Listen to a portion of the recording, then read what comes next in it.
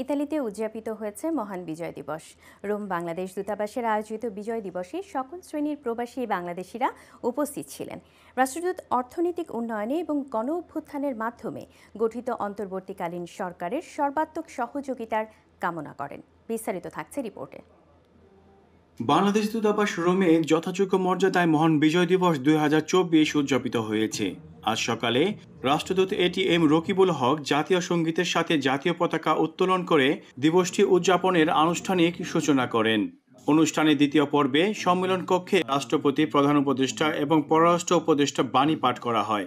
এছাড়া দিবসটির উপর নির্মিত প্রদর্শন করা হয় একটি প্রামাণ্যচিত্র, যেখানে 71-এর বিজয় গাথা ইতিহাসের সাথে 24-এর গণ অভ্যুত্থানের কথা উঠে আসে। বাংলাদেশকে সুখী সমৃদ্ধ হিসেবে গড়ে তোলার জন্য আমি আশা করব যে আমাদের যে যেখানে যে অবস্থানে আছে সবাই মিলে কাজ করে আমরা আমাদের অর্থনৈতিক বিজয়, আমাদের গণতন্ত্রের বিজয় এবং একটি বৈষম্যহীন সুশাসিত বাংলাদেশ গড়ে তোলার জন্য। আলোচনা অনুষ্ঠানে বিজয় দিবসের তাৎপর্য তুলে ধরে বক্তব্য রাখেন ইতালিতে বসবাসরত শিক্ষার্থী, রাজনৈতিক ব্যক্তিত্ব, বাংলাদেশের নাগরিক ও কমিউনিটি নেতৃবৃন্দ।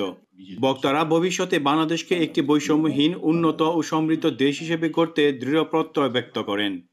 ব্যথার যে কথা ধারণ করে তারা এগিয়েছিল, তাদের এই ধারণাকে আমরা সমুজ্জত রাখবো এবং আমরা সর্বময় তাদের পাশে থাকবো। যেই অভ্যুদয় ঘটিয়েছে সেটা সঠিক পথে নিয়ন্ত্রণ করার জন্য আমরা বদ্ধপরিকর। আজ আমরা বাংলাদেশী হিসাবে একটি অন্যতম মহান বিজয় দিবস হিসেবে আমরা উদযাপন করছি। আলোচনা পর্ব শেষে একটি সাংস্কৃতিক অনুষ্ঠানে স্থানীয় বাংলাদেশি শিক্ষার্থীরা দলগতভাবে দেশাত্মবোধক গান পরিবেশন করেন। আইঅন টিভি নিউজ, রোম, ইতালি।